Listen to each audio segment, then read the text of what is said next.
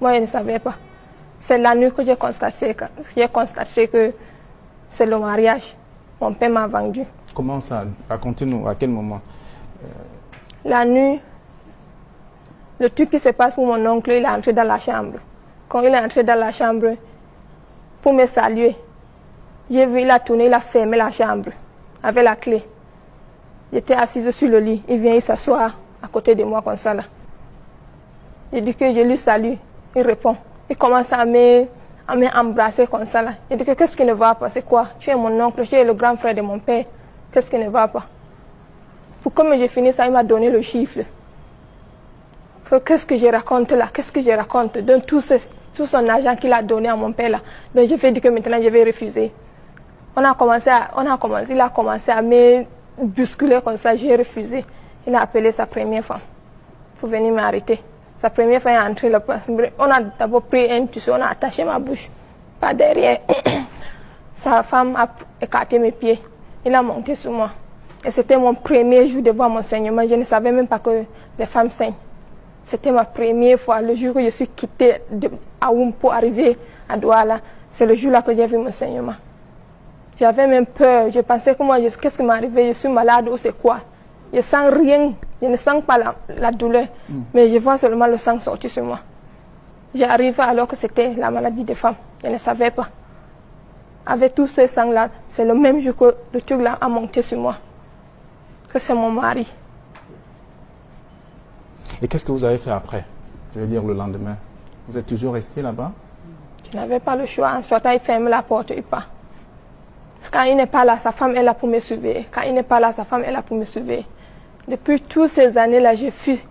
Souvent, quand il sort, il part au travail, je fuis. Sa femme m'arrête pour me ramener.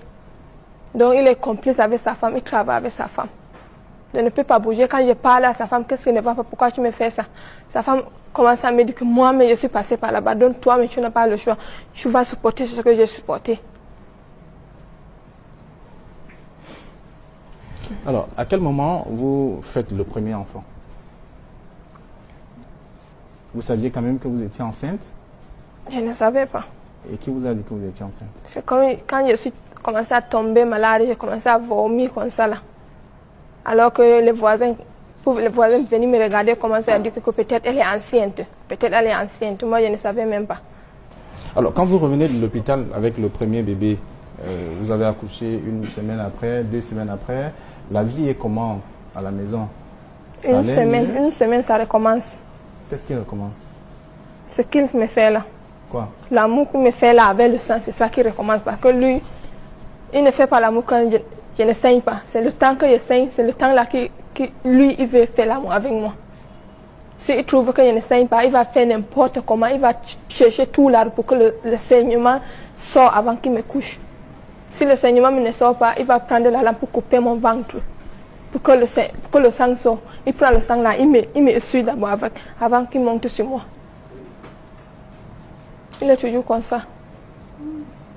C'est ce qu'il faisait durant toutes ces années? Exactement. Exactement, il a fait ça. Et comme il m'a fait même l'acte de mariage, là, c'est devenu encore plus grave. Là où il était, il a quitté là-bas. Là où on fait l'amour avec la femme normalement, il a quitté là-bas. Depuis qu'il m'a fait l'acte de mariage, il me tourne que par derrière. Souvent même, je dors comme ça, je ne connais pas, je comprends comment il est seulement monté sur moi. Jusqu'à souvent même, j'ai perdu la connaissance, je ne connais même pas là où je suis. C'est à ce levant que je comprends, il a de me verser l'eau sur le lit. Depuis qu'il m'a fait acte de mariage, c'est comme ça qu'il me fait. Quand il parle, il va m'amener chez les Human Rights. On va me bien taper là-bas parce qu'il m'a maintenant acheté que 2 fois. Avec l'acte de mariage là, je n'ai pas le droit de lui empêcher mon corps. Même si c'est dans la journée, même si c'est sur la roue, il me trouve. Il a le droit sur moi pour faire l'amour avec moi.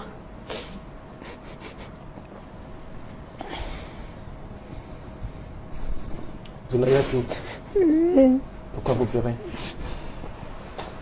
ça m'énerve jusqu'à... Ça fait mal dans mon cœur.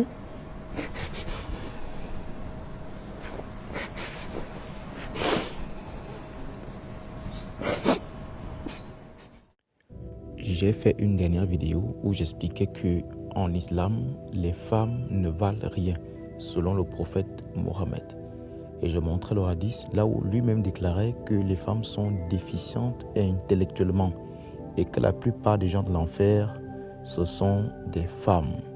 Je vais l'afficher encore ici une fois de plus, mais vous venez de suivre là le témoignage de cette femme, le témoignage affreux et en même temps pitoyable de cette femme musulmane qui a été vendue par son père. Regardez très bien ce que le Coran dit, parce qu'un musulman qui se comporte ainsi, c'est quelqu'un qui lit très très bien le Coran et qui applique les recommandations d'Allah et de son prophète. Là déjà, dans l'islam, on dit ici dans la sourate 2, verset 222, là qu'est-ce qu'il est écrit? Et il t'interroge sur la menstruation des femmes. Dit, c'est un mal, donc pour Allah, la menstruation est un mal.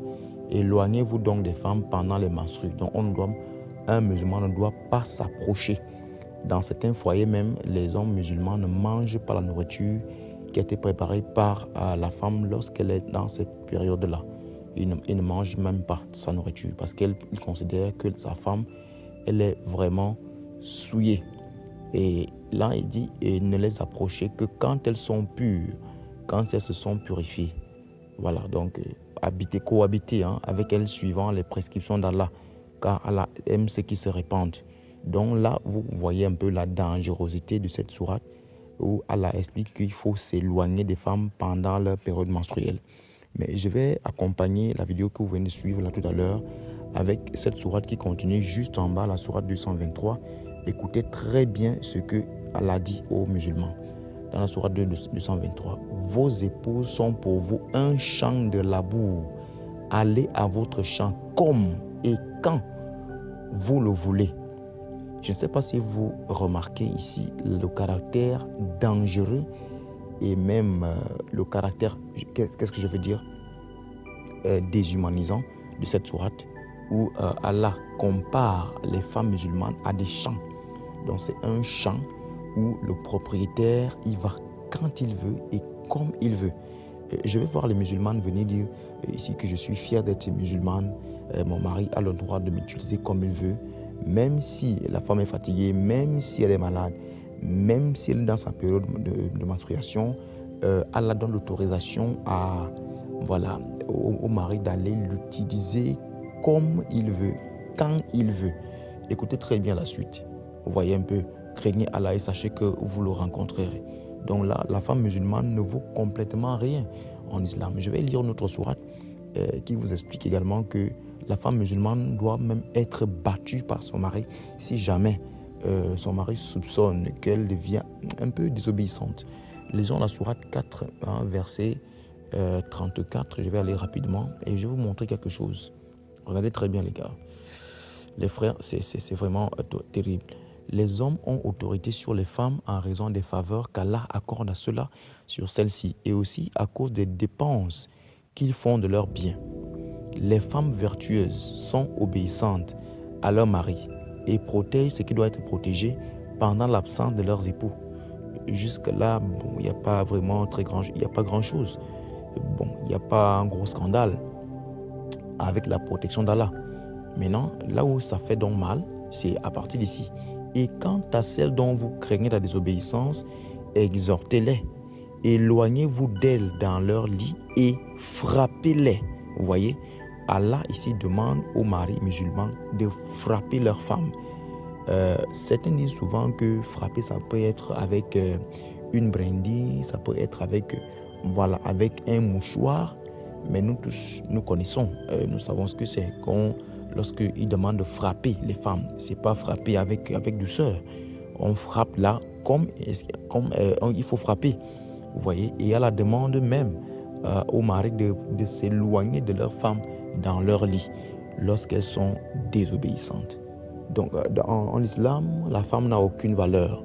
Le prophète d'islam a dit que les femmes sont déficientes intellectuellement et que la plupart des gens de l'enfer sont des femmes. Donc, lorsqu'une femme musulmane vit une telle situation dans son mariage, ce n'est que normal pour Allah.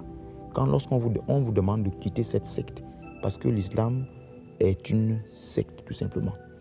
J'ai été profondément blessé, profondément ahuri de regarder cette vidéo qui fait froid dans le dos. J'imagine pas ma soeur à cette situation. Imaginez-vous, votre enfant, à la situation de cette femme. Imaginez-vous vous-même à sa place. Je pense que c'est assez grave quand même. Mais sauf que c'est ce qu'Allah demande aux musulmans de faire. Cet homme utilise sa femme comme un objet, comme un champ de labour, comme il veut. Tout simplement assez scandalisant.